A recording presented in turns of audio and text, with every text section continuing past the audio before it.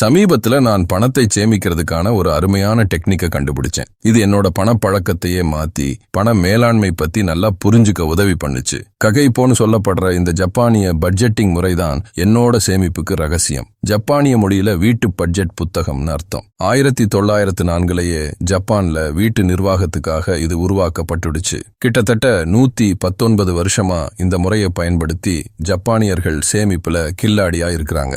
உதாரணத்துக்கு 1960களில் ஜப்பானோட சேமிப்பு விகிதம் 28.7% இருந்தப்போ அமெரிக்காவில் அது வெறும் 17.7% தான். இப்பவும் ஜப்பானியர்கள் சேமிப்புல முன்னணியில இருக்காங்க.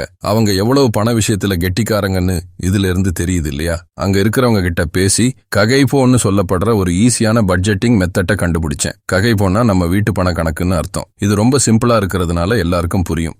1905 ஜப்பான்ல இருக்கிற வீட்டுல இருக்கிறவங்களுக்காகவே இது உருவாக்கப்பட்டது. 119 வருஷமா இந்த சிஸ்டம் நிறைய மக்களுக்கு பணத்தை சேமிக்கிறதுல உதவி இருக்கு. ககைபோவில் என்ன ஸ்பெஷல்னா, பேனாவும் பேப்பரும் மட்டும்தான் உங்களுக்கு வேணும். மொபைல் ஆப்ஸ் இல்ல ஸ்ப்ரெட்ஷீட்டோ எதுவும் தேவையில்லை. ரொம்ப சிம்பிள். ககைபோவை ஃபாலோ பண்ணணும்னா முதல்ல ஒரு ககைபோ பிளானர் வாங்கணும். இது ஆன்லைன்ல வாங்கலாம், இல்ல உங்களுக்கு பிடிச்ச மாதிரி ஒரு நோட்லயும் எழுதலாம். இல்லன்னா ஃப்ரீயா ககைபோ PDF டெம்ப்ளேட்டை டவுன்லோட் பண்ணிக்கலாம். இந்த பிளானர்ல நீங்க செலவு பண்றதையும் சேமிக்கிறதையும் எழுதி வச்சுக்கலாம். இது உங்க பணத்தை ரொம்ப ஈஸியா மேனேஜ் பண்ண உதவும். ஒரு மாசத்துக்கு உங்க மொத்த வருமானம் எவ்வளவுன்னு கணக்கு போடுங்க. உங்க சம்பளம், ஃப்ரீலான்ஸ் வேலையில வர்ற காசு, பார்ட் டைம் வேலையில வர்ற காசு, வாடகை வருமானம், டிவிடெண்ட்ஸ் வருமானம்னு எல்லாத்தையும் சேர்த்துக்கணும். கணக்கு போட கஷ்டமா இருந்தா கால்குலேட்டர் உபயோகப்படுத்துங்க. மொத்த வருமானம் தெரிஞ்சாதான் பட்ஜெட் போட்டு சேமிக்கிறதுக்கு வசதியா இருக்கும். அடுத்ததா, ஒவ்வொரு மாசமும் உங்க செலவுகள் எவ்வளவுன்னு கணக்கு போடுங்க. வீட்டு வாடகை, கரண்ட் பில், இன்சூரன்ஸ் பிரீமியம், கடன் தவணை, மளிகை சாமான், போக்குவரத்து செலவு, போன் பில்னு எல்லாத்தையும் சேர்த்துக்கணும். இந்த செலவுகள் எல்லாம் ஒவ்வொரு மாசமும் கிட்டத்தட்ட ஒரே மாதிரி தான் இருக்கும். அதனால இதுக்கு எவ்வளவு செலவாகுதுன்னு தெரிஞ்சுக்கிட்டா பட்ஜெட் போடுறது ரொம்ப ஈஸியா இருக்கும். இப்போ இந்த மாசம் எவ்வளவு காசு சேமிக்கணும்னு முடிவு பண்ணுங்க. வாடகை, கரண்ட் பில் மாதிரி எல்லா முக்கியமான செலவுகளையும் கழிச்சிட்டு மீதி இருக்கிற காசுல இருந்து எவ்வளவு சேமிக்கலாம்னு ரியலிஸ்டிக்கா யோசிங்க. ஆரம்பத்துல கொஞ்சம் கொஞ்சமா சேமிச்சாலே போதும். பழக பழக சேமிப்பு தொகையை கொஞ்சம் கொஞ்சமா அதிகப்படுத்திக்கலாம். ஒரே தடவையில நிறைய சேமிக்கணும்னு அவசியம் இல்ல. உங்க மொத்த வருமானத்துல இருந்து எல்லா செலவுகளையும் சேமிப்பையும் கழிச்சா மீதி இருக்கிற காசை நீங்க எதுல வேணும்னாலும் செலவு பண்ணிக்கலாம். சினிமா, ஷாப்பிங், வெளியூர் டூர்னு உங்களுக்கு பிடிச்ச மாதிரி செலவு பண்ணிக்கலாம். உங்ககிட்ட மீதி இருக்கிற காசை செலவு பண்ணிக்கலாம். ஆனா பட்ஜெட்டையும் சேமிப்பையும் மறந்துடக்கூடாது. கட்டுப்பாடா செலவு பண்ணணும்னா மீதி இருக்கிற காசை மாதத்துல இருக்கிற மொத்த நாட்களால வகுங்க. அப்படின்னா ஒரு நாளைக்கு எவ்வளவு செலவு பண்ணலாம்னு தெரிஞ்சிரும். இந்த மெத்தட் பட்ஜெட்டை விட அதிகமா செலவு பண்ணாம இருக்க உதவும். செலவுகளை 4 விதமா பிரிச்சு பாருங்க. 1, தேவைகள். இதுல உயிர் வாழ்க்கைக்கு அத்தியாவசியமான செலவுகள் வரும். உதாரணமா சாப்பாடு, வீட்டு வாடகை, கார் லோன், ஸ்டூடெண்ட் லோன் மாதிரியானவை. 2, ஆசைகள். இதுல அவசியம் இல்லாத ஆனா நீங்க விரும்பி செய்யற செலவுகள் வரும். உதாரணமா வெளியே சாப்பிடுறது, பொழுதுபோக்கு, தேவையில்லாத ஷாப்பிங் மாதிரியானவை. 3, கலாச்சார செலவுகள். இதுல உங்க கலாச்சார அனுபவத்தை வளர்க்கிற செலவுகள் வரும். உதாரணமா புத்தகங்கள் வாங்குறது, மியூசியம், சினிமாவுக்கு போறது மாதிரியானவை. 4, எதிர்பாராத செலவுகள். இதுல திடீர்னு வர செலவுகள் வரும். உதாரணமா திடீர்னு டாக்டர் கிட்ட போக வேண்டியது, வீட்டுல ஏதாவது ரிப்பேர் பண்றது மாதிரியானவை.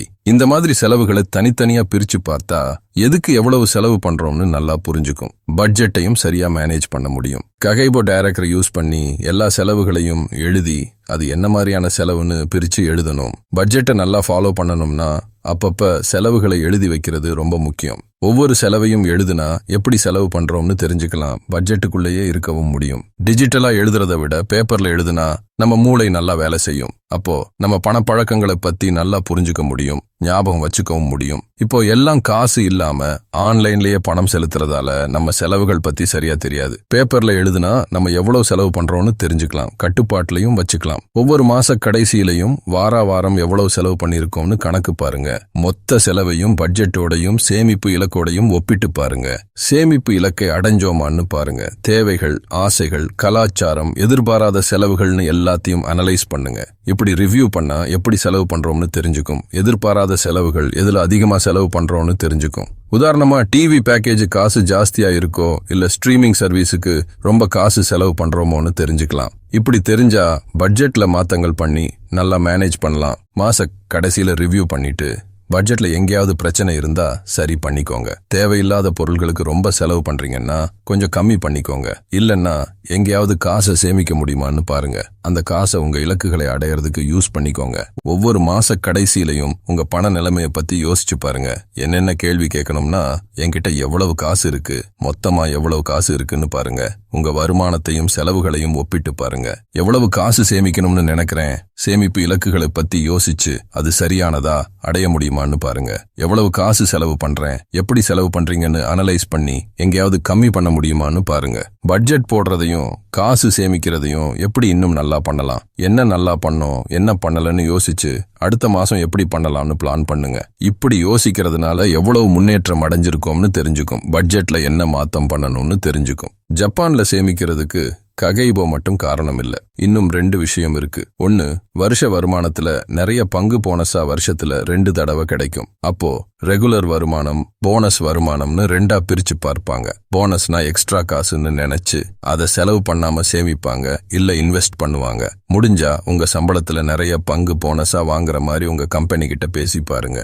இன்னொரு விஷயம், காசு கொடுத்து வாங்குறது. ஜப்பான்ல நிறைய பேர் காசு கொடுத்து தான் வாங்குவாங்க. அப்போ எவ்வளவு செலவு பண்றோம்னு ஈஸியா தெரிஞ்சுக்கும். பட்ஜெட்டுக்குள்ளேயே இருக்கவும் முடியும். கிரெடிட் கார்டு யூஸ் பண்ணா நிறைய ரிவார்ட்ஸ் கிடைக்கும். ஆனா காசு கொடுத்து வாங்குற மாதிரி பட்ஜெட் போட்டா பண விஷயத்துல நல்லா கட்டுப்பாடு வரும். காசு கொடுத்தாலும் சரி, கிரெடிட் கார்டு யூஸ் பண்ணாலும் சரி, எல்லாத்தையும் எழுதி வச்சா எவ்வளவு செலவு பண்றோம்னு தெரிஞ்சுக்கலாம். ககைபோவை ஃபாலோ பண்ணணும்னா சின்னதா ஆரம்பிச்சு கொஞ்சம் கொஞ்சமா நல்ல பழக்கத்தை வளர்த்துக்கணும். ஜிம்முக்கு போற மாதிரி தான். முதல்ல கொஞ்ச நேரம் பண்ணிட்டு அப்புறம் கொஞ்சம் கொஞ்சமா நேரத்தை ஜாஸ்தி பண்ணுவோம் இல்லையா? அது மாதிரி முதல்ல சின்ன சேமிப்பு இலக்க வச்சுக்கிட்டு அப்புறம் கொஞ்சம் கொஞ்சமா ஜாஸ்தி பண்ணிக்கலாம். நல்ல பழக்கத்தை வளர்த்துக்கணும்னா தொடர்ந்து பண்ணணும். ககைபோவை ஃபாலோ பண்ணணும்னா நம்ம நடத்தையிலையும் மனநிலையிலையும் மாத்தம் பண்ணணும். எதுவும் நடந்தா அப்புறம் யோசிக்கிறதுக்கு பதிலா எல்லாத்தையும் முன்னாடியே பிளான் பண்ணணும். செலவுகளை எழுதி வைக்கணும், பட்ஜெட்டை கட்டுப்பாட்டுல வச்சுக்கணும். அப்போதான் நல்லா யோசிச்சு பண விஷயத்துல முடிவெடுக்க முடியும், பட்ஜெட்டை கட்டுப்பாட்டுலயும் வச்சுக்க முடியும். ககைபோ இல்ல வேற எந்த சேமிப்பு முறையானாலும்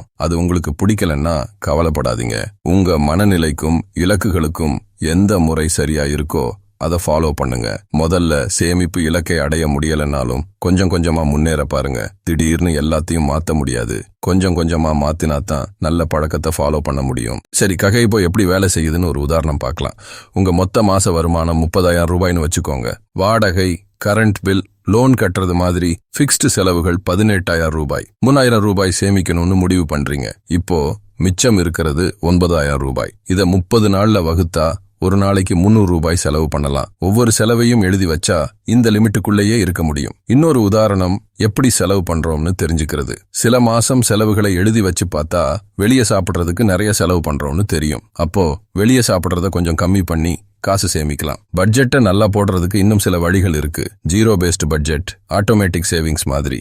ஜீரோ பேஸ்டு பட்ஜெட்னா வருமானத்துல ஒவ்வொரு ரூபாயையும் எதுக்கு செலவு பண்றோம்னு எழுதி வைக்கிறது. சேமிப்பு, கடன் கட்டுறது எல்லாத்துக்கும் எவ்வளவு போகுதுன்னு கணக்கு பார்க்கணும். அப்போதான் பண இலக்குகளை சரியா அடைய முடியும். சேமிப்பு அக்கவுண்ட்ல ஆட்டோமேட்டிக்கா காசு போற மாதிரி பண்ணா தொடர்ந்து சேமிக்க முடியும். அப்போ சேமிப்பு இலக்குகளை சரியா ஃபாலோ பண்ணலாம். சேமிக்கிற காசை வேற எதுக்கும் செலவு பண்ண மாட்டோம். ஆட்டோமேட்டிக்கா சேமிச்சா அந்த காசை வேற எதுக்கும் செலவு பண்ணணும்னு தோணாது. ஈஸியா சேமிக்கவும் முடியும். ஆன்லைன்ல செலவு பண்றதை எழுதி வைக்க ஆப்ஸ் இருக்கு. அதை யூஸ் பண்ணி எல்லாத்தையும் எழுதி வச்சுக்கலாம். ககைபோல எழுதுறதையும் ஆஃப்ல எழுதுறதையும் ஒப்பிட்டு பாருங்க. ரெண்டும் சரியா இருக்கான்னு செக் பண்ணிக்கோங்க. சரியான பண இலக்குகளை வச்சுக்கிட்டா நல்லா மோட்டிவேஷன் கிடைக்கும். வெக்கேஷன் போறதுக்கோ, கடன் கட்டுறதுக்கோ, எமர்ஜென்சி ஃபண்ட் வைக்கிறதுக்கோ இலக்கு வச்சுக்கலாம். தெளிவான இலக்குகள் இருந்தா சேமிக்கிறதுல நல்லா கவனம் செலுத்த முடியும். இலக்குகளை அடைஞ்சா அதை கொண்டாடுங்க. அப்பதான் பண விஷயத்துல நல்ல பழக்கத்தை ஃபாலோ பண்ண முடியும். ககைபோ முறையில ஒவ்வொரு செலவு பத்தியும் யோசிக்க வைக்கிறதுனால தேவையில்லாம செலவு பண்ண மாட்டோம். திடீர்னு ஏதாவது வாங்கிடுவோம் இல்லையா? அந்த பழக்கத்தை மாத்தி நல்லா யோசிச்சு வாங்க வைக்கும். ஒவ்வொரு செலவும் நம்ம இலக்குகளுக்கும் மதிப்புகளுக்கும் எப்படி சம்பந்தப்பட்டு இருக்குன்னு யோசிக்கணும். நம்ம செலவு பழக்கம், பண விஷயத்துல எடுக்கிற முடிவு எல்லாத்தையும் அடிக்கடி யோசிச்சு பார்க்கணும். அப்பதான் பண விஷயத்துல நல்லா இருக்க முடியும். ஒவ்வொரு மாசமும் என்ன நல்லா பண்ணோம், என்ன பண்ணலன்னு யோசிச்சா நிறைய விஷயம் தெரிஞ்சு தெரிஞ்சுக்கும். அப்போ பட்ஜெட்ல மாத்தம் பண்ணி நல்ல முடிவுகள் எடுக்க முடியும். ககைப்போ நல்ல முறைதான், ஆனா கொஞ்சம் ஃபிளெக்சிபிளாவும் இருக்கணும். வாழ்க்கையில சில சமயம் பண விஷயத்துல எல்லாம் மாறும். அப்போ பட்ஜெட்டையும் சேமிப்பு இலக்கையும் மாத்திக்கணும். அப்போதான் இந்த முறை எப்பவும் நல்லா வேலை செய்யும். ஜப்பான்ல மிச்சம் பிடிக்குது, பொறுப்பா இருக்குது, எதிர்காலத்தை பிளான் பண்றது எல்லாத்துக்கும் ரொம்ப முக்கியத்துவம் கொடுப்பாங்க. இதனாலதான் அவங்க நிறைய சேமிக்கிறாங்க. நம்மளும் இதை ஃபாலோ பண்ணா நல்லா சேமிக்கலாம். ஜப்பான்ல எதிர்காலத்துல நல்லா இருக்கணும்னா சேமிக்கணும்னு சொல்லுவாங்க. ககைபோ மாதிரி நிறைய விஷயங்கள்ல இது தெரியும். பண விஷயத்துல கட்டுப்பாடா இருக்கணும்னு எல்லாரும் சொல்லுவாங்க. அப்போ எல்லாரும் நல்லா சேமிப்பாங்க. நம்ம ஊர்லயும் இப்படி பண்ணா எல்லாரும் பண விஷயத்துல பொறுப்பா இருப்பாங்க. ககைபோ பண்றப்போ தொடர்ந்து பண்றது ரொம்ப முக்கியம். தினமும் செலவுகளை எழுதி வைக்கணும். மாச கடைசியில பண விஷயத்த ரிவ்யூ பண்ணணும். இப்படி ரெகுலரா பண்ணா பட்ஜெட் போடுறதுலயும் பண மேனேஜ்மெண்ட்லயும் நல்லா இருப்பீங்க. பண விஷயத்த கவனிக்கிறதுக்கு ஒரு ரொட்டீன் வச்சுக்கோங்க. தினமும் இல்ல வாரத்துல ஒரு நாள் ககை போல எல்லாத்தையும் எழுதி வைங்க. அப்போ பட்ஜெட் போடுறது ஒரு பெரிய வேலையா இல்லாம தினமும் பண்ற ஒரு விஷயமா மாறிடும். உங்க வீட்டுல வேற யாராவது பண விஷயத்த கவனிச்சா அவங்களையும் ககைபோ பண்றதுல சேர்த்துக்கோங்க. பட்ஜெட், பண இலக்குகள் எல்லாத்தையும் பத்தி பேசிக்கிட்டா எல்லாரும் சேர்ந்து நல்லா சேமிக்கலாம். ககைபோ பண்றப்போ சில சவால்கள் வரும். அதை எப்படி சமாளிக்கிறதுன்னு தெரிஞ்சுக்கிட்டா ககைபோவை தொடர்ந்து பண்ணலாம். புது பழக்கத்தை ஃபாலோ பண்ண கொஞ்சம் கஷ்டமா இருக்கும். சின்னதா ஆரம்பிச்சு கொஞ்சம் கொஞ்சமா பண்ணுங்க. சின்ன சின்ன வெற்றியை கொண்டாடுங்க. புது சிஸ்டமுக்கு பழகிறதுக்கு கொஞ்சம் டைம் எடுக்கும். பொறுமையா இருங்க. எதிர்பாராத செலவுகளை சமாளிக்கிறது கொஞ்சம் கஷ்டம்தான். மிச்சம் இருக்கிற காசுல கொஞ்சத்தை எதிர்பாராத செலவுகளுக்குன்னு ஒதுக்கி வைங்க. அப்போ திடீர்னு ஏதாவது செலவு வந்தாலும் பட்ஜெட்டை மாத்த வேண்டியதில்ல. பட்ஜெட் போடுறதுல பெர்ஃபெக்ட்டா இருக்கணும்னு நினைக்காதீங்க. ககைபோ பண்றதுனால பண விஷயத்துல நல்லா தெரிஞ்சுக்கலாம். நல்ல பழக்கத்தை வளர்த்துக்கலாம். பெர்ஃபெக்ட்டா பண்றதுதான் முக்கியம் இல்ல. கொஞ்சம் கொஞ்சமா முன்னேற பாருங்க.